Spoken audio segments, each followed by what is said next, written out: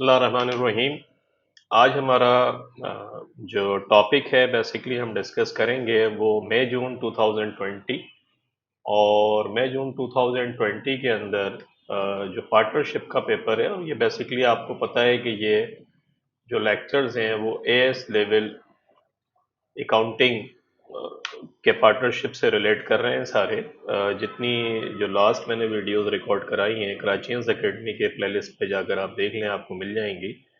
उसमें basically initially हमने partnership की जर्नल वो पेपर्स हमने करे जिसमें जर्नल पार्टनरशिप जो है वो डिस्कस हमने करी कि किस तरीके से होगी। करंट अकाउंट्स की ट्रीटमेंट हमने देखी।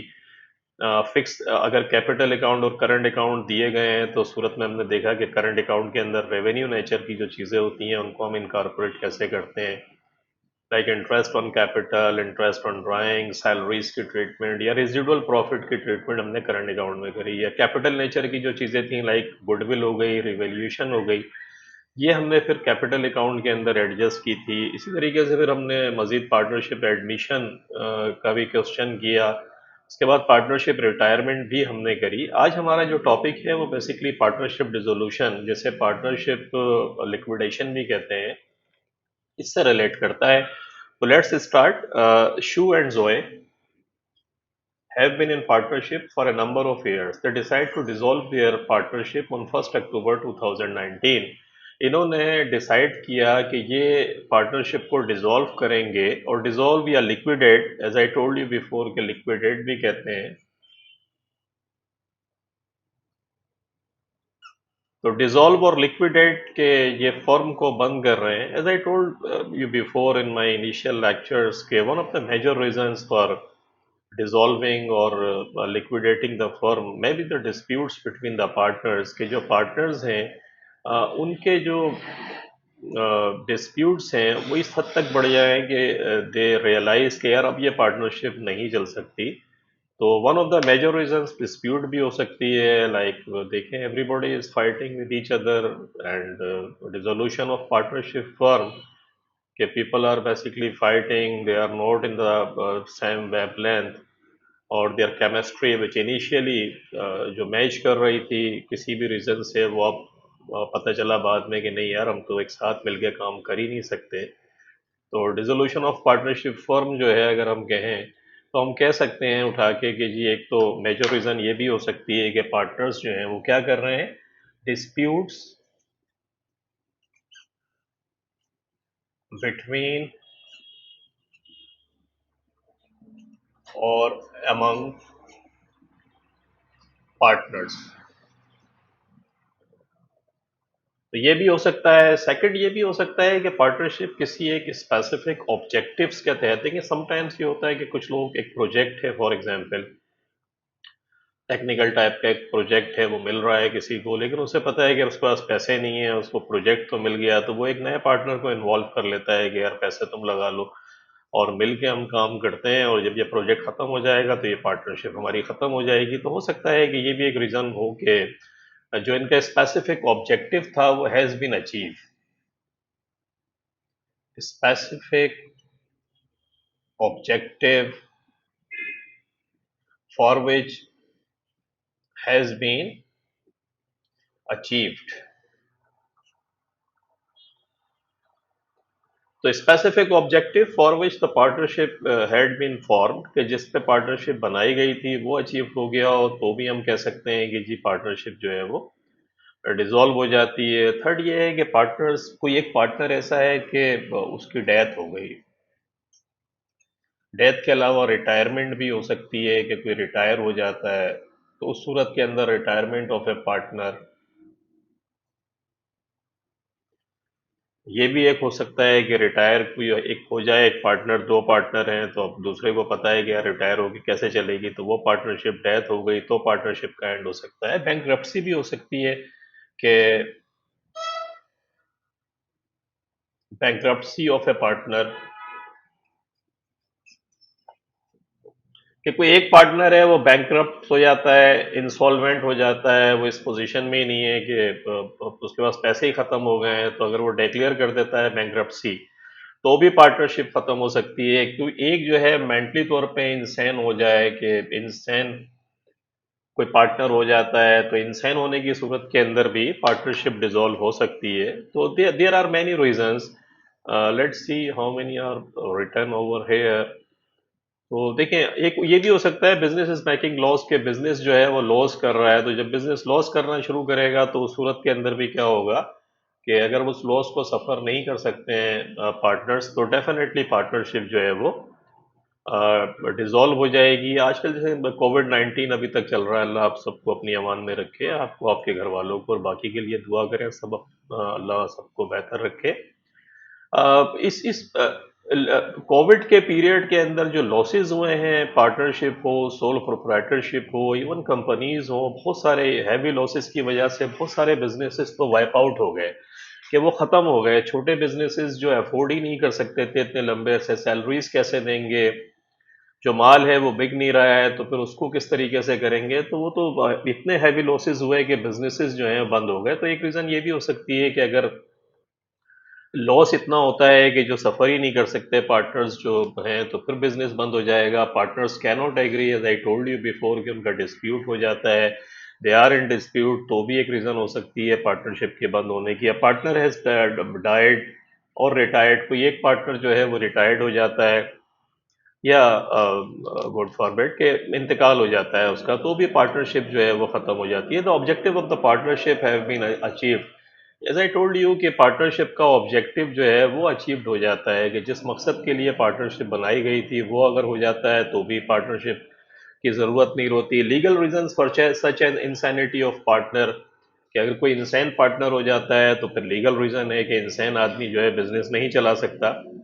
तो ये भी रीजन हो सकती है। Anyhow, examiner has just ask you for three, so there are many, you could write जो आपको अच्छा लगता है। तो पार्टनरशिप खत्म हो सकती है, पार्टनरशिप फॉर्म भी हो सकती है, और जैसे फॉर्म हुई है तो जब खत्म होगी तो फिर उसका तरीकेकार क्या होता है। द पार्टनर्स डिड नॉट, अब हम पढ़ते हैं एडिशनल इंफॉर्मेशन हमें दी हुई है कि the partners didn't have a formal agreement और on sharing of profits and losses, के पार्टनरशिप की कोई फॉर्मल एग्रीमेंट नहीं है। As I told you in my and I have been telling you for quite, जितने भी सवालात हम कर रहे हैं, मैंने इनिशियल मेरा लेक्चर आप देखें जाके, वो पूरा इसी के ऊपर टॉम एंड जेरी का क्वेश्चन है जिसके अंदर फॉर्मल एग्रीमेंट नहीं है। तो हमने बहुत डिटेल से इसको पढ़ा है कि अगर कोई फॉर्मल एग्रीमेंट नहीं है तो पार्टनरशिप कंटिन्यू रन कर सकती है। In the absence of a formal partnership agreement, जो इनके दरमियान प्रॉफिट एंड लॉसेस की जो रेशो है वो इक्वल होगी, यानी जो भी प्रॉफिट्स एंड लॉसेस होंगे वो इक्वली डिस्ट्रीब्यूट होंगे पार्टनर्स के दरमियान। तो अगर ना भी ये रेशो दी हुई है हमें, तो हमें पता है कि in the absence of formal partnership agreement जो भी प्रॉफिट्स एंड लॉसेस होंगे वो शू और जोए के दरमियान जो है वो 1:1 की रेशो से बटेंगे। ये आप जहन में रखिएगा। At the date of the dissolution of the partnership settlement, statement of financial position was as follows. At the date of the dissolution, the partnership's statement of financial position was as follows. क्या था जी statement of financial position at 1st October 2019? इसमें उसने आपको assets दिए हुए हैं, non current assets आपको दिए गए हैं, मोटर व्हीकल है, फर्नीचर एंड इक्विपमेंट दी हुई है। नॉन करंट एसेट्स आपको पता है क्या होते हैं। Non current assets, non current assets वो होते हैं जो long term more than 1 years जो आपको इकोनॉमिकली बेनिफिट्स पहुंचाएं, उन्हें हम नॉन करंट एसेट्स कहते हैं।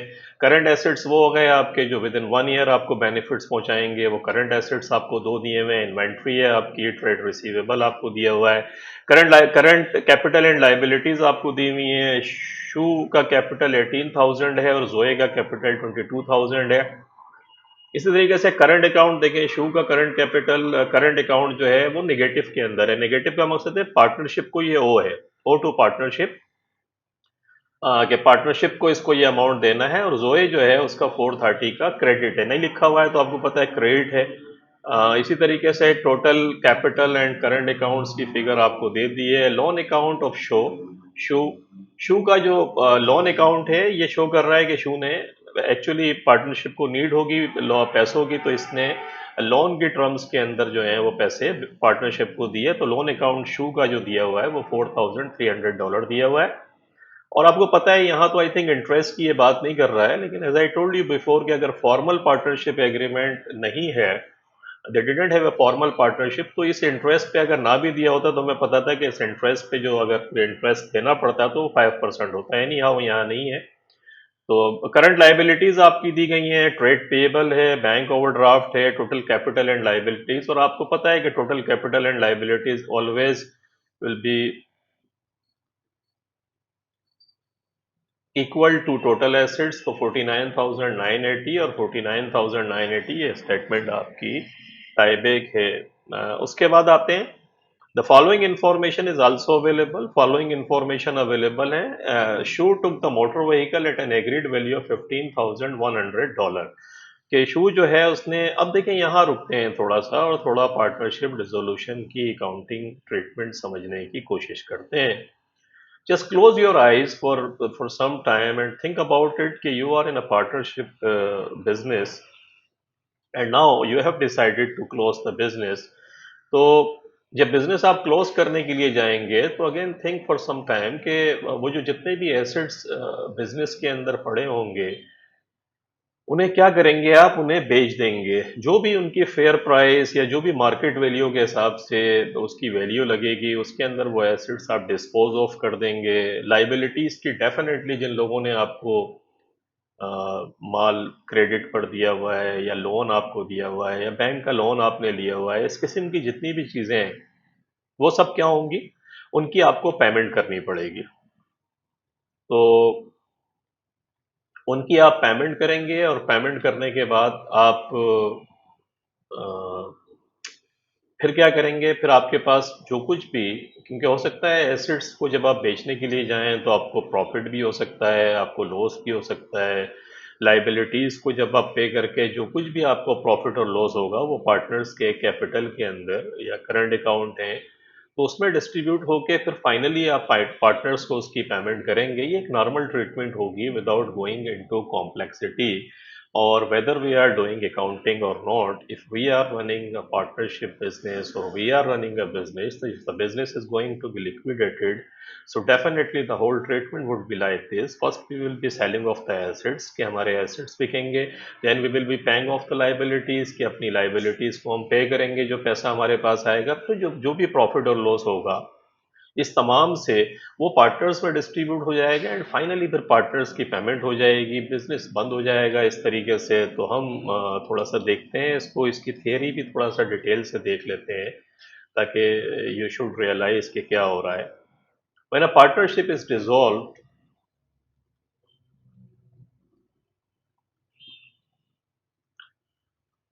The assets of the business are dispose of and any liabilities are then settled. कि सबसे पहले क्या होगा कि एसेट्स को डिस्पोज कर देंगे और लाइबिलिटीज को फिर सेटल्ड करेंगे। The order of the settling any debt liabilities is as follows. सबसे पहले आप क्या करेंगे, जब पैसा आपके पास आ जाएगा एसेट्स को बेचने के बाद और जो पड़ा होगा तो trade and other payable, creditors की पेमेंट करेंगे फर्स्ट आप। उसके बाद आप पार्टनर्स का लोन अकाउंट, अगर पार्टनर्स ने कोई लोन दिया हुआ है तो उसकी पेमेंट करेंगे। पार्टनर्स कैपिटल अकाउंट्स, फिर पार्टनर्स को कैपिटल को पहले लाइफ कैपिटल अकाउंट्स पे कर देंगे। तो देखिए सबसे पहले क्या है, एक्सटर्नल। ये तो देखें इंटरनल है ना, ये एक्सटर्नल है। एक्सटर्नल माने कि सप्लायर्स आपके मतलब इन्वॉल्व हैं इसमें, तो पहले एक्सटर्नल की पेमेंट करेंगे और एक्सटर्नल की पेमेंट करने के बाद फिर इंटरनल की तरफ आ जाएंगे। तो उसके बाद the assets can be dispose of in a variety of ways. Some assets may be sold for cash, कुछ एसेट्स ऐसे होंगे जो कैश के जरिए बिक जाएंगे। Some assets may be taken over by one or more of the partners, कि कुछ एसेट्स ऐसे होंगे जो कोई पार्टनर ले जाएगा, उसको वो कहेगा यार ठीक है जो इसकी वैल्यू तय कर लेते हैं हम बैठ के, जो भी वैल्यू होगी उस पर, ये एसेट्स आपको बेचने तो हैं, मुझे दे दें मैं ले जाता हूँ। ये भी हो सकता है। सम assets may be sold to a limited company, कि आप किसी कंपनी को भी बेच सकते हैं। इन एनी वे एसेट्स की फरोख्त कैश के जरिए हो सकती है, कोई पार्टनर उसको लेके जा सकता है। तो इस तरीके से हम इसको कर लेते हैं। और आपको पता होगा जो आपने प्राइम एंट्री, प्राइम जो बुक्स ऑफ प्राइम एंट्री आपने देखी होगी, जर्नल लेजर हम यूज करते हैं। तो इसके लिए भी हम यहाँ पर भी जर्नल को यूज करेंगे। और उसके लिए हम क्या करते हैं कि partnership is preparing a realization account, एक एक इंटरम अकाउंट है, इस अकाउंट को आप जहन में रखें। रियलाइजेशन कर पार्टनरशिप डिसोल्यूशन करते हुए कि जितनी भी एंट्रीज होंगी उसके लिए एक इंटरम अकाउंट है, और इस इंटरम अकाउंट को भी फिर हम जो लेकर आएंगे आखिर में ये भी क्लोज हो जाएगा, क्योंकि देखिए everything is going to be just going to be close. तो ये जो रियलाइजेशन अकाउंट है इसको सिर्फ हम एक यूज करते हैं एसेट्स को क्लोज करने के लिए, लाइबिलिटीज को क्लोज करने के लिए, एसेट्स और लाइबिलिटीज की पेमेंट के लिए, ताकि हमें क्लोज करने के लिए आपको कोई अकाउंट्स तो चाहिए ना। डेबिट क्रेडिट कैसे करेंगे? आपने डबल एंट्री पढ़ी होगी। अगर एसेट्स को क्लोज करना है तो normally you know well well के एसेट्स का डेबिट बैलेंस होता है, तो एसेट्स को क्लोज करने का मकसद है उससे क्रेडिट करें, तो भाई फिर डेबिट क्या करें? तो उसके लिए नॉर्मली फिर एक अकाउंट रख लेते हैं, और इस अकाउंट का जो डिफरेंस होगा वो आइदर प्रॉफिट होगा या लॉस होगा। वो किस तरीके से? मिसाल के तौर पे 15,000 का कोई एसेट है और वो अगर 15,000 से ज्यादा वैल्यू के ऊपर बिकता है तो फिर प्रॉफिट हो जाएगा। हम रियलाइजेशन को इस्तेमाल कैसे करेंगे ये आप जहन में रखें कि जब भी पार्टनरशिप डिसोल्यूशन होगी तो एक इंटरम अकाउंट करते हैं एसेट्स और लाइबिलिटीज को क्लोज करने के लिए, और जो भी प्रोसीड्स आ रही हैं उनकी फरोख से या उनकी पेमेंट से उसकी रिकॉर्डिंग के लिए भी रियलाइजेशन अकाउंट ही इस्तेमाल होगा, और फाइनली फिर इसको भी क्लोज कर देंगे। तो रियलाइजेशन अकाउंट को हम इस्तेमाल करते हैं। The most common mistake made by a student is to enter the amount raised by the sale of the assets in the debit side of the realization account. Make sure that it is the carrying amount of the assets that you enter on the debit side. देखिए होता क्या है, होता है मैं आपको detail से थोड़ा इसको हम पढ़ेंगे, सवाल भी पढ़ते हैं। अभी आप सिंपल जहन के अंदर रियलाइजेशन अकाउंट को रखें कि रियलाइजेशन एक इंटरम अकाउंट है जिसको हम इस्तेमाल करेंगे एसेट्स और लाइबिलिटीज की क्लोजिंग के लिए। करते कैसे हैं आप देखें, the carrying amount of the assets के जो भी बैलेंस शीट के अंदर जो भी वैल्यूज आपको दी गई है उसको जब आप क्लोज करेंगे तो क्लोजिंग करने की एंट्री क्या पास करेंगे कि एसेट को क्लोज करने का तरीका यह है कि उनको क्रेडिट कर दिया जाए। उनकी अमाउंट जो बैलेंस शीट में कैरिंग अमाउंट जिसे हम कहते हैं उसको आप क्रेडिट कर देंगे तो एसेट क्लोज हो जाएगा, और रियलाइजेशन को डेबिट कर दें। देखिए ये डेबिट है, रियलाइजेशन अकाउंट का ये क्रेडिट है। तो सिंपल आप जहन में रखें कि एसेट को क्लोज करते हैं तो नॉर्मली एसेट का बैलेंस जो है वो डेबिट होता है। उसे क्लोज करना है तो उसको क्रेडिट कर दें उतनी अमाउंट से, और एक अकाउंट डेबिट कर दें, उसे रियलाइजेशन अकाउंट कहेंगे। क्योंकि रियलाइजेशन डेबिट हुआ है किसकी वजह से? एसेट की वजह से, इसलिए कैरिंग अमाउंट ऑफ एसेट्स यहाँ दी हुई है। कॉस्ट ऑफ डिसोल्यूशन, जब ये पार्टनरशिप बंद हो रही होती है, खत्म होगी, तो इसमें कोई डॉक्यूमेंट्री चीजें, डॉक्यूमेंट्स वगैरह भी होते हैं फॉर्मल, कि आप उसमें क्लोज करने के लिए कुछ चीज़ें आप रिकॉर्ड पर लाना चाहते हैं, तो उसकी भी एक कॉस्ट लगती है कहीं ना कहीं, तो उसे कॉस्ट ऑफ डिसोल्यूशन कहते हैं। और कॉस्ट ऑफ डिसोल्यूशन का मकसद है बैंक आपको पेमेंट इसकी कैश के थ्रू, बैंक के थ्रू करनी पड़ेगी। तो कैश और बैंक अगर क्रेडिट होगा तो डेबिट क्या होगा? रियलाइजेशन अकाउंट होगा। इसलिए देखें ये रेफरेंसेस हैं। रियलाइजेशन अकाउंट जिन चीज़ों की वजह से डेबिट हो रहा है ये उनके रेफरेंसेस हैं जो यहाँ पर दिए गए। ऐसे ही जिनकी वजह से क्रेडिट होगा ये उसके रेफरेंसेस हैं। डिस्काउंट अलाउड अगर आपने दिया तो रियलाइजेशन डेबिट कर देंगे, और डिस्काउंट अलाउड की वजह से रियलाइजेशन अकाउंट जो है वो डेबिट हो जाएगा। और डिस्काउंट रिसीव्ड अगर हुआ है, डिस्काउंट अलाउड एक तरीके का एक्सपेंस है कि आप डिस्काउंट दे रहे हैं आपके से। फॉर एग्जांपल आपका रिसीवेबल है, आपने ये कहा कि भाई पैसे, कोई आपका जो डेटर्स था जिससे आपको पैसे लेने थे उसको आपने कहा कि बिजनेस क्योंकि बंद हो रहा है, तो उसने कहा जी मेरे पास तो इतने पैसे हैं, अगर आपको लेने हैं तो लें आप। और उस टाइम क्योंकि आप सब कुछ क्लोज कर रहे हैं तो सम टाइम आप उसे डिस्काउंट भी दे देते हैं, तो वो बिजनेस को हिट पड़ेगी, तो रियलाइजेशन डेबिट करेंगे और ट्रेड रिसीवेबल को क्रेडिट कर देंगे उठा के। या डिस्काउंट को आप क्रेडिट कर दें, ट्रेड रिसीवेबल, तो डिस्काउंट अलाउड की वजह से रियलाइजेशन अकाउंट क्या होगा? डेबिट हो जाएगा। इसी तरीके से डिस्काउंट रिसीव्ड अगर हो रहा है तो डिस्काउंट रिसीव्ड का मकसद है कि आपको प्रॉफिट हुआ है तो रियलाइजेशन को क्रेडिट कर देंगे, डिस्काउंट रिसीव्ड हो गया आपका। तो अब देखें इसी तरीके से the proceeds from the sale of assets shown opposite, के जो आप इन वाले एसेट्स की जो फरोख्त करेंगे तो बैंक आएगा, पैसा आएगा, तो पैसे को डेबिट करेंगे, रियलाइजेशन को क्रेडिट करेंगे। अदर इनकम और बेनिफिट्स, अगर आपको कोई इनकम और बेनिफिट, कोई भी इनकम और बेनिफिट्स हो रहा है तो रियलाइजेशन को क्रेडिट कर देंगे, और उस बेनिफिट्स की जो भी रीज़न होगी वो डेबिट हो जाएगी। अगर आपकी डेबिट साइड, क्रेडिट साइड बढ़ी है तो इसका मकसद है कि प्रॉफिट, आप प्रॉफिट बांटेंगे डेबिट साइड के ऊपर इक्वल करने के लिए, और अगर लॉस हुआ है तो लॉस फिर यहाँ बढ़ जाएगा। जो बैलेंसिंग फिगर होगी इसको हम डिटेल से पढ़ते हैं। अभी आप जहन के अंदर सिर्फ इतना रखें कि रियलाइजेशन एक इंट्रम अकाउंट है जिसको हम डिसोल्यूशन में यूज़ करते हैं। तो आपने देखा है कि तरतीब क्या होगी कि पहले एक्सटर्नल, पहले एसेट्स बिकेंगे, एसेट्स बिकने के बाद में लाइबिलिटीज़ की पेमेंट होगी और पार्टनर्स की उसके बाद पेमेंट होगी। ये तीन चीज़ें जहन के अंदर बिठा लें आप अपने। और करेंगे कैसे, अब आते हैं दोबारा अपने सवाल की तरफ और उसको पढ़कर देखते हैं कि क्या हो रहा है। देखिए उसमें क्या कहता है, कहता है Shu took the motor vehicle at an agreed value of 15,100 के शू ने मोटर व्हीकल वो 15,100 से लेगी। हम क्या करते हैं, देखिए लाइफ सिंपल करने के लिए आप लोग जो अकाउंटिंग जब भी पढ़ें तो एक अपने जर्नल एंट्रीज का कंसेप्ट, डबल एंट्री अकाउंटिंग का कंसेप्ट आप लोगों का जितना अच्छा होगा कि डेबिट क्या हो रहा है और क्रेडिट क्या हो रहा है, इतनी ही कॉम्प्लेक्स किस्म की चीज़ों को भी आप बहुत सिंपल तरीके से समझ के कर सकते हैं अगर आपका डेबिट और क्रेडिट का कंसेप्ट सिंपल है और आपको समझ में आता है, आपकी अंडरस्टैंडिंग अच्छी है। जैसे कि मैंने कहा कि हम पार्टनरशिप बंद होने जा रही है, तो ये मोटर व्हीकल जो लिखी हुई नजर आ रही है, फर्नीचर एंड इक्विपमेंट आपको लिखा हुआ नजर आ रहा है, इन्वेंट्री लिखी हुई नजर आ रही है, ट्रेड रिसीवेबल, ये चार एसेट्स आपको इस सवाल के अंदर दिए गए। अब ये एसेट्स आपको पता है कि नॉर्मली एसेट्स का जो बैलेंस होता है वो डेबिट होता है, तो इसका मतलब है कि ये डेबिट साइड के ऊपर आपका जो लेजर है वहाँ ये पड़े हुए हैं, और अगर ये क्लोज हो रहे हैं तो इन्हें क्लोज करने का तरीका ये है कि इनको एज इट इज इन्हीं अमाउंट से अगर हम क्रेडिट कर दें तो फिर ये क्लोज हो जाएगा। तो हम क्या करते हैं, सबसे पहले देखें यहाँ आते हैं और पहली एंट्री हम पास करेंगे। पहली एंट्री हमने क्या पास करी, मैंने कहा था रियलाइजेशन को डेबिट कर दें, रियलाइजेशन अकाउंट डेबिट हो गया, मोटर व्हीकल क्रेडिट हो गई। देखिए मोटर व्हीकल कितने की दी हुई है, 19,400 की दी हुई है। फर्नीचर एंड इक्विपमेंट 11,900 का है, तो देखिए फर्नीचर एंड इक्विपमेंट को 11,900 से हमने क्रेडिट कर दिया। इन्वेंट्री कितने की दी हुई है, इन्वेंट्री आपको दी हुई है 7,480 की दी हुई है, तो 7,480 से आपने इन्वेंट्री को क्रेडिट कर दिया। और ट्रेड रिसीवेबल आपको कितना दिया हुआ है, देखिए ट्रेड रिसीवेबल आपको ये दिया हुआ है 11,200 का, 11,200 से आपने इसको क्रेडिट कर दिया। ये चार एसेट्स थे, आपने इनको क्रेडिट किया और रियलाइजेशन को डेबिट 49,980 डॉलर से इनको प्लस करके आप डेबिट क्रेडिट इक्वल होते हैं। तो ये पहली एंट्री आपने जिंदगी आसान करने के लिए कर ली, सिंपल है, आपने कुछ नहीं करा, कोई बहुत लंबा चौड़ा काम नहीं है। जब भी डिसोल्यूशन का सवाल आए आपको एसेट्स दिए हुए होंगे, आप आंख मीच के जहन में बिठा के फिर करिएगा, आंख खोल के, कहीं आंख बंद करके तो नहीं कर सकते, तो आंख फिर खोलिएगा और रियलाइजेशन को डेबिट करके एसेट्स को क्रेडिट कर दीजिएगा इंडिविजुअली जो वहां पर दिए हुए हैं। तो ये पहली एंट्री हो गई।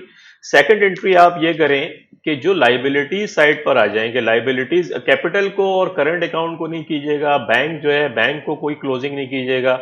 अगर आपको कैश और बैंक दे रहा है तो फिर उसको रियलाइजेशन में कभी क्लोज नहीं करेंगे, करंट एसेट्स में से कैश को निकाल दीजिएगा। और अगर आपकी जो लाइबिलिटीज वगैरह दी हुई हैं उसमें अगर कोई बैंक ओवरड्राफ्ट है, लोन कैपिटल है पार्टनर का, तो उसको नहीं करेंगे। बाकी जितनी ट्रेडिंग जो और दूसरी लाइबिलिटीज हैं उसको कर दें। तो एक ही लाइबिलिटी दी हुई है 5,400 की, वो ट्रेड पेएबल है।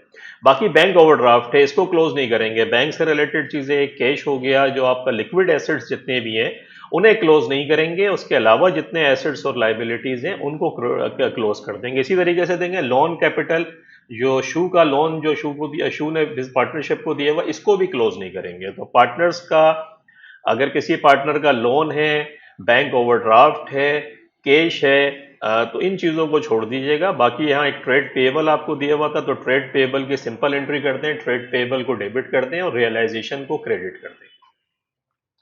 ये देखिए सिंपल है, एसेट्स को क्लोज किया,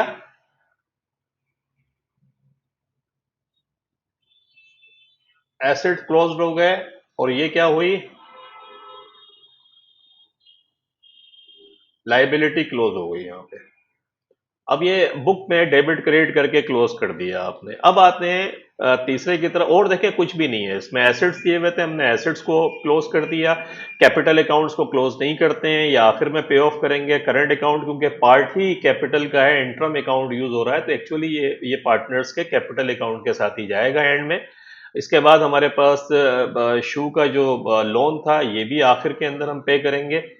उसके बाद ट्रेड पेबल थी, एक लाइबिलिटी थी, ये हमने इसकी ट्रीटमेंट कर ली। बैंक ओवरड्राफ्ट मैंने आपको बताया कि लिक्विड एसेट्स हो गए, और बैंक का चाहे डेबिट बैलेंस हो या क्रेडिट बैलेंस हो, अगर बैंक का क्रेडिट बैलेंस है तो डेफिनेटली फिर ओवरड्राफ्ट है, तो फिर ये इसको भी क्लोज नहीं करेंगे। तो हमने बाकी चीजें एसेट्स और लाइबिलिटी को क्लोज कर दिया। तो पहला इंपॉर्टेंट, आपने जिंदगी आसान हो गई आपकी कि आपने एसेट्स को क्लोज करना सीखा, लाइबिलिटीज को क्लोज करना सीखा, और वो आपने देखा कि इसके लिए हम रियलाइजेशन अकाउंट जो है वो इस्तेमाल करते हैं। तो रियलाइजेशन अकाउंट को यूज करना आपने सीखा कि एसेट्स और लाइबिलिटीज की क्लोजिंग के लिए हम करते हैं। उसके बाद हमने कहा Shu took the motor vehicle at an agreed value of 15,100। अब देखिए क्या हो रहा है।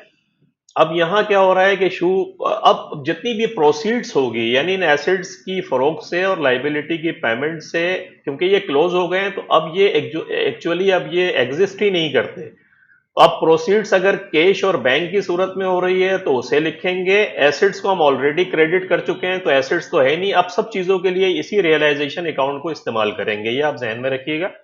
तो हमने क्या करा, शू कैपिटल को डेबिट कर दिया और रियलाइजेशन को क्रेडिट कर दिया 15,100 से। ये जो मोटर व्हीकल जो लेकर गया है, ये अपने पर लेकर, जब मोटर व्हीकल ये चला गया तो मोटर व्हीकल को ले जाने का मकसद है, नॉर्मल भी हम क्या करते हैं, अगर इसके कैपिटल को डेबिट करते हैं हम ना, या तो ये पेमेंट कर रहा होता तो इसने पेमेंट नहीं करी है, पार्टनरशिप ही बंद हो रही है, तो इसके कैपिटल को हमने डेबिट कर दिया शू के, और रियलाइजेशन को क्रेडिट कर दिया 15,100 से। तो ये बड़ी सिंपल सी एंट्री है। रियलाइजेशन को क्रेडिट कर दिया और कैपिटल को डेबिट कर दिया क्योंकि शू लेकर गया था। The account of a credit customer $800 had to be written off is irrecoverable. क्या बिजनेस ही बंद हो रहा है, तो एक कस्टमर ऐसा था जिसको $800 जो है वो पे करने थे, लेकिन वो इस पोजीशन में ही नहीं है, बिजनेस अब चल नहीं रहा है, तो इरिकवरेबल है कि उससे रिकवर हो ही नहीं सकते, तो उसको राइट ऑफ कर देते हैं। The accounts of remaining trade receivable were settled in full less a 5% cash discount. और बाकी जो ट्रेड रिसीवेबल था उस पर 5% कैश डिस्काउंट करके आपने उसकी, या उससे बाकी पैसे मिल गए आपको। देखिए, अगर सवाल जब भी आप पढ़ रहे हो और उसमें अगर ना भी लिखा हुआ हो कि पैसा मिल गया, या ना भी लिखा हो कि आपने लाइबिलिटी की पेमेंट करी है, तो आप ये एज्यूम करेंगे कि पेमेंट आ गई है और पेमेंट आपने कर दी है कैश की सूरत में, क्योंकि अब ये पार्टनरशिप ही बंद हो रही है, तो इसके बीच में अब कुछ नहीं है। तो आप जरा देखें यहाँ ट्रेड रिसीवेबल कितना था। ट्रेड रिसीवेबल जो है आपको यहाँ दिया हुआ है, हम आ जाते हैं ऊपर, ताकि हम ट्रेड रिसीवेबल में हमें थोड़ी सी वर्किंग करनी पड़ेगी। ये 11,200 का अमाउंट है ट्रेड रिसीवेबल का, 11,200 आ गया, वर्किंग है ये। 11,200 में से माइनस करें 800। माइनस क्यों करेंगे 800?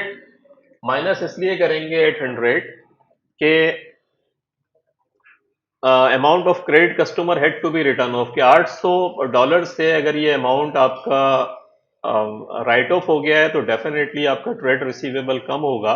तो आपने इसमें से माइनस करा, 10,400 आ गया आपके पास। 10,400 का आपने 5% कैश डिस्काउंट, क्योंकि ये भी आपको नहीं मिलेगा, ये आया $520। तो 10,400 में से 520 को माइनस किया, तो इसका मकसद है कि जो कैश आपको मिलेगा वो $9,880 आपको मिलेगा।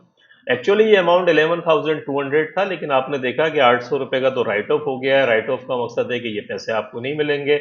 ये माइनस कर दिया आपने, 10,400 आया। उसमें उसने कहा है कि remaining trade receivable were settled in full से 5% कैश डिस्काउंट। तो 5% कैश डिस्काउंट आपका ये 520 बनता है, माइनस करके 9,880 आ गया। ये प्रोसीड्स आपको आई। जब प्रोसीड्स आएगी, ये कस्टमर्स आपको पैसा देंगे, तो आप क्या एंट्री पास करेंगे, आप करेंगे रियलाइज, बैंक को डेबिट कर दें और रियलाइजेशन को क्रेडिट कर दें, ये ट्रेड रिसीवेबल।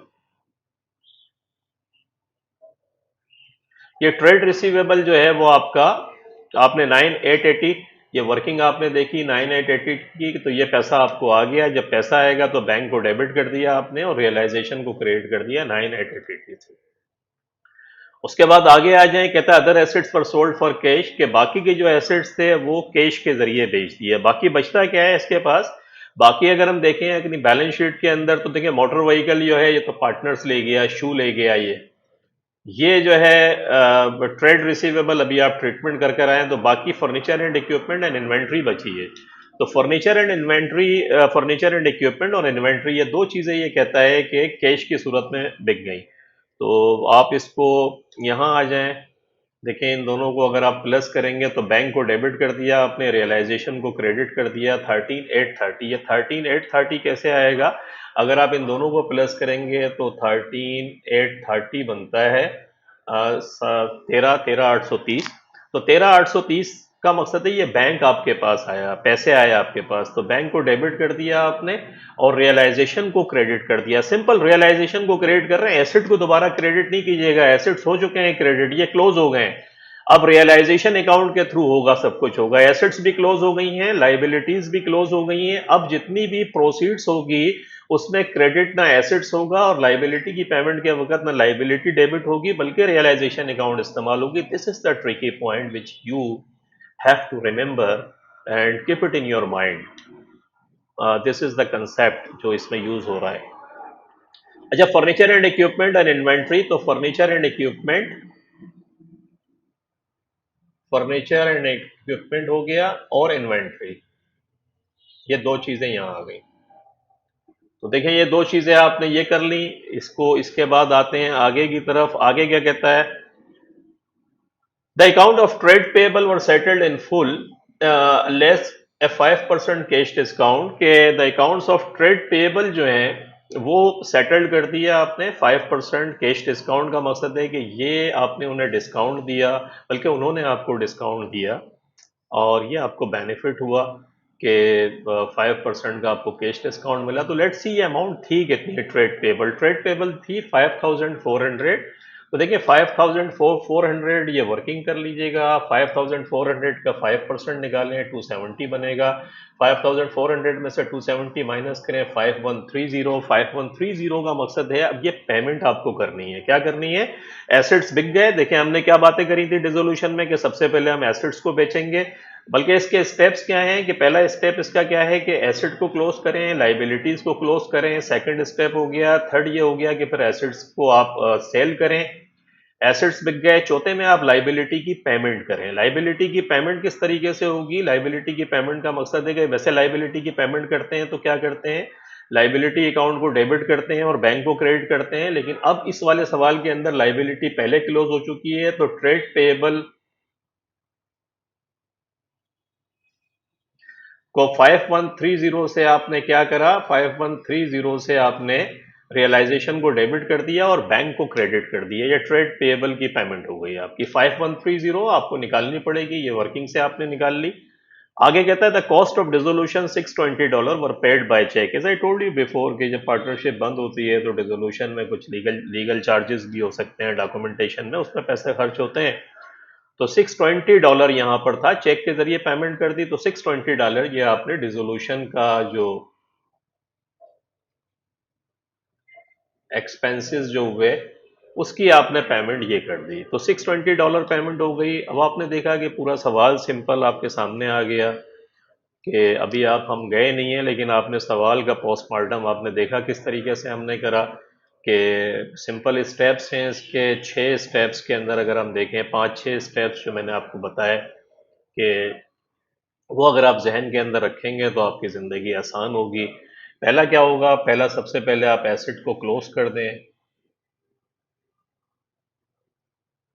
नंबर 2 ये करें, लाइबिलिटी को क्लोज करें।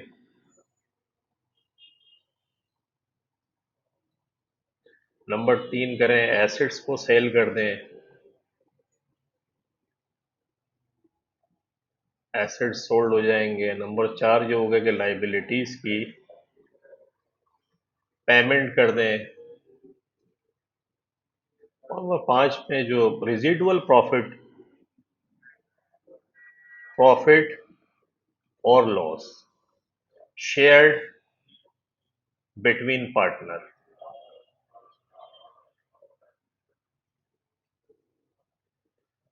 वो बांट दें और फिर फाइनल सेटलमेंट।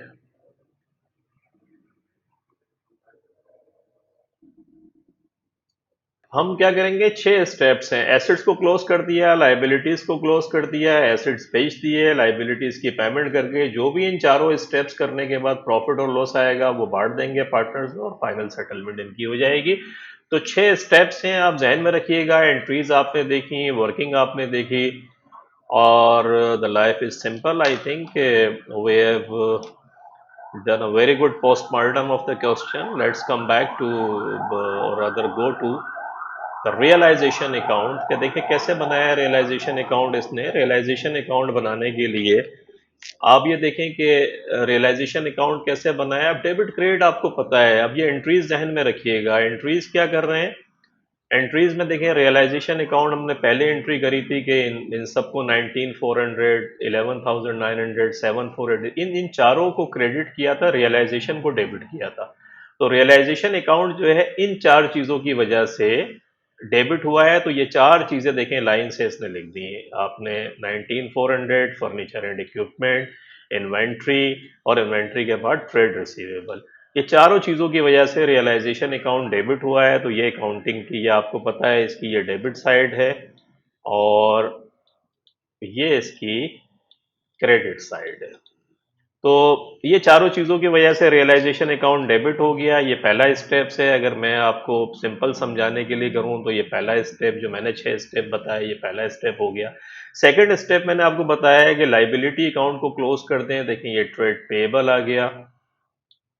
ये सेकंड स्टेप मैंने आपको बताया था कि लाइबिलिटी को क्लोज कर दें। ट्रेड पेएबल कितना था आपके पास सवाल के अंदर, 5,400 था। आप इसको सबसे ऊपर भी लिख सकते हैं, डोंट वरी अबाउट इट। ये 5,400 देख लें, ये ट्रेड पेएबल था। जब हम यहाँ आएंगे रियलाइजेशन के अकाउंट में, तो रियलाइजेशन अकाउंट के अंदर हमने एंट्री भी पास की थी, आप लोगों ने देखा था कि ट्रेड पेएबल को डेबिट करके रियलाइजेशन को क्रेडिट किया था, क्योंकि रियलाइजेशन से इसको क्लोज कर रहे हैं। तो देखें ट्रेड पेएबल रियलाइजेशन अकाउंट को क्रेडिट किया हमने, किसकी वजह से, ट्रेड पेएबल की वजह से, $5,400 से। तो ये दो चीजें बड़ी सिंपल हो गई। उसके बाद हम आते हैं, हमने फिर $620, आपको पता है कि दो अकाउंट के बाद हमने कहा था कि एसेट्स को बेच दें। तो तीसरे स्टेप्स के अंदर जो बात हुई थी हमारी कि एसेट्स को बेचें, तो देखें तीसरा स्टेप जो है,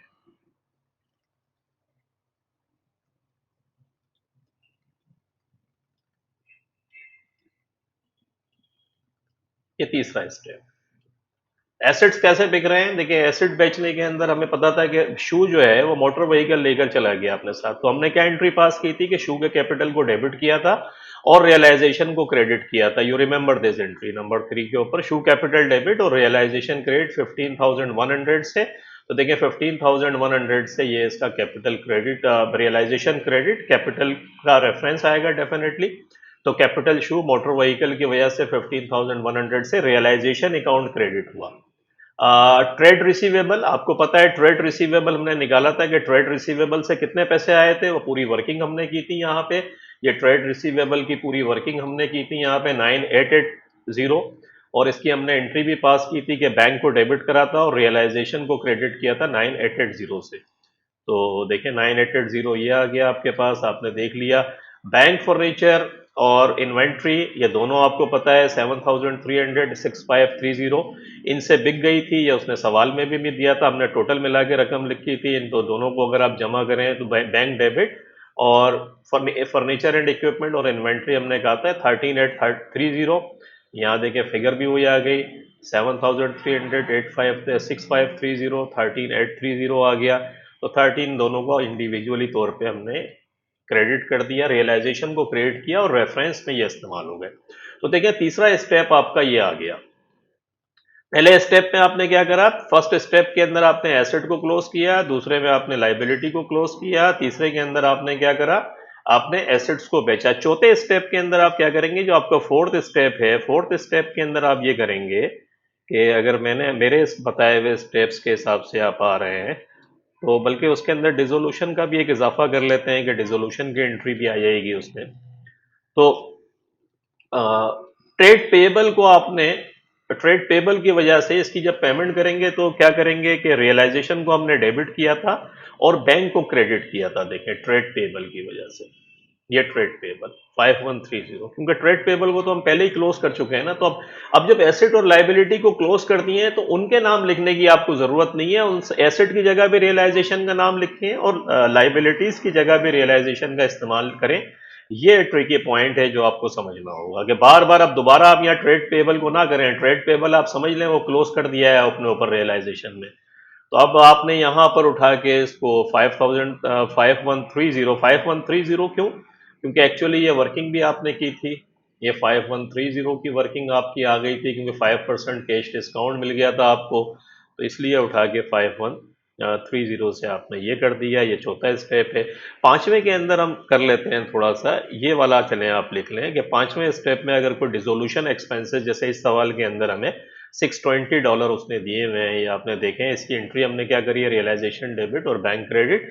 तो ये आप सिंपल सा रियलाइजेशन को डेबिट कर दें और रेफरेंस में डिसोल्यूशन एक्सपेंसेस को इस्तेमाल कर दें। तो ये एक स्टेप वहां बढ़ा लें आप, जो हमने पहले एक्सप्लेन किया है। उसके बाद जब ये आपकी हो गई तो आप देखें स्टेप्स आपके पूरे हो गए, एसेट्स क्लोज हो गए, लाइबिलिटी क्लोज हो गई, एसेट्स बिक गए, लाइबिलिटी की पेमेंट हो गई, और डिसोल्यूशन एक्सपेंसेस की वजह से बैंक डेबिट हो गया। यहां तक जब आप आए तो फिर डेबिट और क्रेडिट का टोटल कर लें। लाइक जैसे क्रेडिट साइड ज्यादा थी तो 55,730 आ जाता है। ये यहां तक आप सारी एंट्रियां पास हो चुकी हैं, एंट्रीज पास हो चुकी हैं। तो अगर आप यहां तक के क्रेडिट साइड को टोटल करते हैं तो ये 44,210 आता है। आप कर देख लें, 15,100, 9,880, 7,300, 6,530, 5,400, 44,210 आता है। जबकि क्रेडिट साइड आपकी ज्यादा है 55,730 से। तो 55,730 में से अगर 44,210 को माइनस करें तो 11,520 आएगा। और अगर इन दोनों को जमा करते हैं तो कितना आ जाएगा, 55,730।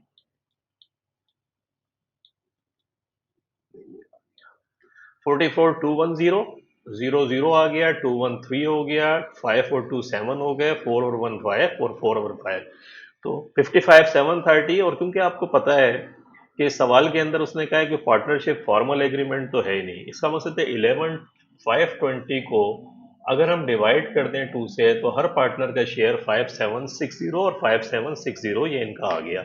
और ये रियलाइजेशन लॉस है, as I told you before, कि अगर डेबिट साइड ज्यादा है, देखिए अब आप सिंपल लॉजिकली भी समझ लें, रियलाइजेशन किन चीजों की वजह से डेबिट होता है। रियलाइजेशन एसेट को क्लोज कर रहे होते हैं, उसकी वजह से डेबिट होता है। अगर लाइबिलिटी की पेमेंट कर रहे हैं तो उसकी वजह से डेबिट होता है। डिसोल्यूशन एक्सपेंसेस की वजह से डेबिट होता है। जितनी प्रोसीड्स आपको मिल रही होती है, प्रोसीड्स का मकसद क्या है कि जो पैसे आपको मिल रहे होते हैं एसेट की फरोख्त से, जो पैसे मिल रहे होते हैं, और लाइबिलिटी को आप यहाँ क्लोज करते हैं, लेकिन मेजर पार्ट आप क्या क्या है कि एसेट्स की प्रोसीड्स जितनी भी हो रही होती है, आपके पास पैसे आ रहे होते हैं, वो क्रेडिट साइड पर रिकॉर्ड होते हैं।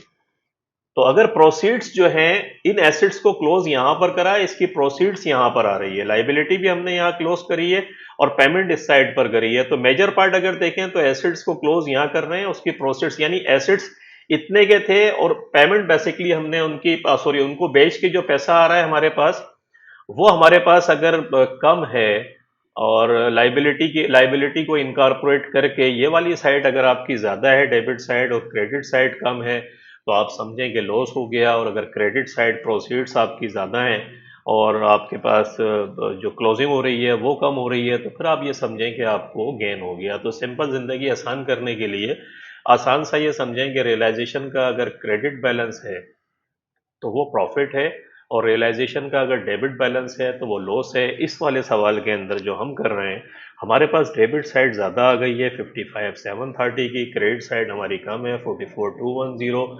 तो जो डिफरेंस है वो एक्चुअली लॉस है। तो हमने अगला स्टेप आपको बताया था कि जो लॉस होगा वो इनमें बढ़ जाएगा। आप देखें रियलाइजेशन अकाउंट आपने पढ़ा और उसके लॉस के अकाउंट को भी आपने पढ़ लिया कि लॉस किस तरीके से डिस्ट्रीब्यूट हमने किया है। I think the life is simple, ये आपकी समझ में आ गई है। इसने वर्किंग करके आपको बताइए कि 11,200 में से अगर आप माइनस करते हैं 800 प्लस मल्टीप्लाइड बाई 0.95%, 0.95% वो जो 5% कैश डिस्काउंट की बात कर रहा है, बल्कि ये 11,200 हमारा क्या था, 11,200 ये ट्रेड रिसीवेबल जो मैंने यहाँ वर्किंग करके बताई है आपको, वो इसने सिंपल यहाँ भी करके बताया है कि उसमें से इसने माइनस करा और वो 0.95% निकाल के इसने निकाला। वो हम ऑलरेडी वर्किंग कर चुके हैं, आप इसमें कंफ्यूज ना भी हो तो कोई मसला नहीं। तो ये आपकी समझ आ गया कि रियलाइजेशन अकाउंट किस तरीके से आपने बनाया। सिंपल तरीकेकार था, कोई इशू नहीं है। इसकी अल्टरनेटिव ट्रीटमेंट भी इसने दी है, सब कुछ सेम है। सिर्फ इसने ये करा कि ट्रेड पेबल को यहाँ रिकॉर्ड नहीं करा। जैसे हमने क्या करा था, हमने ट्रेड पेबल को क्लोज किया और फिर इसकी पेमेंट करी कम अमाउंट से। इसके बाद इसने क्या करा, इसने वो जो 270 रुपए का 270 का जो डिस्काउंट था वो डायरेक्ट क्योंकि प्रॉफिट था तो रियलाइजेशन को इसने क्रेडिट कर दिया और डिस्काउंट रिसीव्ड को डेबिट कर दिया। लेकिन आई थिंक ये भी ट्रीटमेंट सही है, अल्टरनेटिव ट्रीटमेंट। आप सिंपल ये वाले स्टेप्स अगर जहन में रखें तो आई थिंक ये है, पूरे अमाउंट से क्लोज करें, एसेट को क्लोज करें, लाइबिलिटीज को क्लोज करें, एसेट्स को बेचें, लाइबिलिटी की पेमेंट करें, डिसोल्यूशन एक्सपेंसेस की पेमेंट करें। जो अगर क्रेडिट साइड बड़ी हो रही है तो प्रॉफिट हो जाएगा, अगर डेबिट साइड बड़ी है तो लॉस हो जाएगा। तो ये इस तरीके से रियलाइजेशन अकाउंट हमने बना लिया। इसने हमसे सवाल में यही पूछा था कि बनाएं, तो आई थिंक ये हमारा अकाउंट सवाल क्लियर हो जाता है। आगे पूछते हैं, आगे वो क्या कहता है हमसे। प्रिपेयर द रियलाइजेशन अकाउंट, ये आपका पूरा हो गया। अगला क्या कहता है वो आपसे, कुछ और भी मांग रहा है। Calculate the amount due to or from SHU as a result of this dissolution। कि शू का बेसिकली आप बताएं कि शू को हम पेमेंट करेंगे या शू से लेने हैं पैसे। ये डिसोल्यूशन जब होगी तो शू का बेसिकली ये मांग रहा है आपसे ट्रीटमेंट, दोनों का नहीं मांग रहा है, शू का मांग रहा है। चले हम शू का मांग रहा है तो आसान है। अगर आपकी समझ में ये पूरा आ गया है तो जरा आप सवाल पर आ जाते हैं और देखते हैं शू का कैपिटल और करंट अकाउंट की पोजीशन क्या है। और शू का एक लोन भी है, I think we have to remember कि एक लोन भी उसने पार्टनरशिप को दिया हुआ है। तो शू का अगर हम देखें तो 18,000 का इसका कैपिटल है, इसका डेबिट बैलेंस है करंट अकाउंट का, वो डेफिनेटली माइनस होगा। और ये जो लोन है जो इसको इसने दिया हुआ है पार्टनरशिप को, ये प्लस हो जाएगा। तो 18,000 में से 2480 को माइनस करेंगे करंट अकाउंट और लोन को प्लस कर देंगे। तो देखते हैं यहाँ क्या हुआ। 18,000 के अंदर 2480 माइनस कर दिया और लोन अकाउंट को प्लस कर दिया। यहाँ तक हमें भी बड़ा सिंपल है।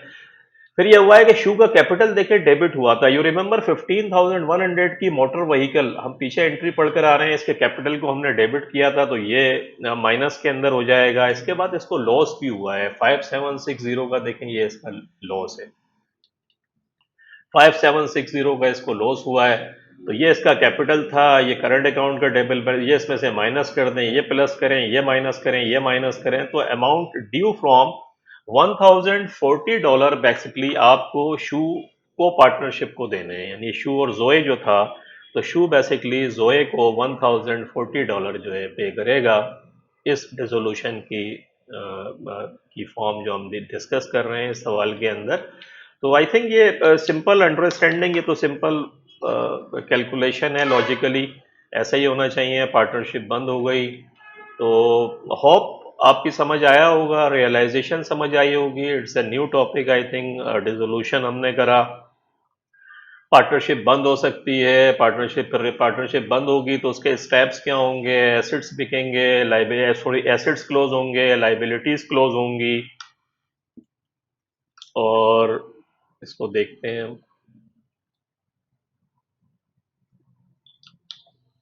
चौथे के बाद पांचवा भी एक, यहाँ एक और कर लें, डिसोल्यूशन एक्सपेंसेस जो हमने इस सवाल के अंदर देखा वो भी हो सकता है। तो ये छठा हो जाए, ये पांचवा हो जाएगा आपका, फिर ये छठा हो जाएगा और ये सेवन हो जाएगा। अभी तक जो हमने पढ़ा, आगे कुछ आता है उसको भी देखते हैं। लेकिन I think the life is simple, बहुत मुश्किल नहीं है, बड़ा सिंपल सा है। आपको बैलेंस शीट समझनी पड़ेगी, बैलेंस शीट दी हुई होगी, उसमें एसेट्स और लाइबिलिटीज़ दी हुई होंगी। एसेट्स को क्लोज कर दें, लाइबिलिटीज़ को क्लोज कर दें, रियलाइजेशन के अकाउंट को इस्तेमाल करें, उसके बाद एसेट्स बेच दें, जो भी प्रोसीड्स आ रही है उसको डेबिट करें और जो भी आ रही है, और उसके बाद जो प्रोसीड्स को जहन में रखें, जो पैसा आ रहा है, और रियलाइजेशन को क्रेडिट कर दें। लाइबिलिटी की अगर पेमेंट कर रहे हैं और कोई डिस्काउंट मिल भी रहा है तो माइनस करके एक्चुअली जो आप पेमेंट कर रहे हैं उससे क्या करें, उससे बैंक को क्रेडिट करें, रियलाइजेशन को डेबिट करें। डिसोल्यूशन एक्सपेंसेस अगर हो रहे हैं तो रियलाइजेशन को डेबिट करें, बैंक को क्रेडिट करें। वैसे भी कोई पेमेंट करनी है तो बैंक क्रेडिट ही होगा आपका, तो फिर रियलाइजेशन डेबिट कर दें। अगर एसेट्स बिक रहे हैं तो डेफिनेटली बैंक पैसा आपके पास आएगा, तो बैंक डेबिट हो गया तो रियलाइजेशन फिर क्रेडिट ही होगा। एसेट को दोबारा क्लोज नहीं करना है, एसेट पहले क्लोज हो गए।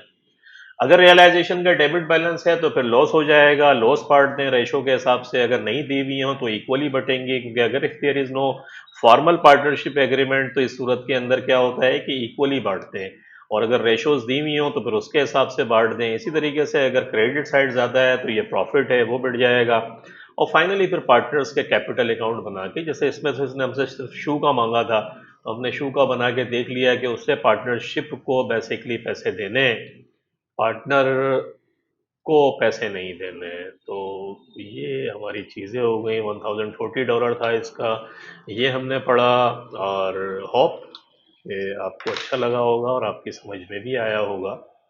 तो फीडबैक भी दीजिएगा और इंशाल्लाह फिर हम अभी हमारी जनरल पार्टनरशिप हमने डिस्कस कर ली। जनरल पार्टनरशिप के बाद हमने उसके सवालात करे, हमने जो एग्जामिनेशन क्वेश्चन उससे रिलेट कर रहे थे, एडमिशन को हमने पढ़ा, रिटायरमेंट को पढ़ा। आज इसका मेरा ख्याल है आई थिंक फाइनली पार्ट था कि डिसोल्यूशन को भी हमने पढ़ा। अभी हम कुछ सवाल जो है पार्टनरशिप के कुछ और कर लेंगे ताकि आपके कंसेप्ट और आपकी जो प्रैक्टिस है ये हो जाए। अगर ये कंसेप्ट भी देख रहे हैं आप, जैसे देख रहे होंगे कि हम सवाल जब पढ़ते हैं तो ये सिंपल नहीं हो रहा है कि बस सवाल जो है वो उसको अर्थ मैकेनिकली तौर पे जो है उसका सोल्यूशन करें, बल्कि मैं कोशिश करता हूँ कि उसके कंसेप्ट्स जो अप्लाई हो रहे हैं उसको आपको ज़रा डिटेल से बताएं।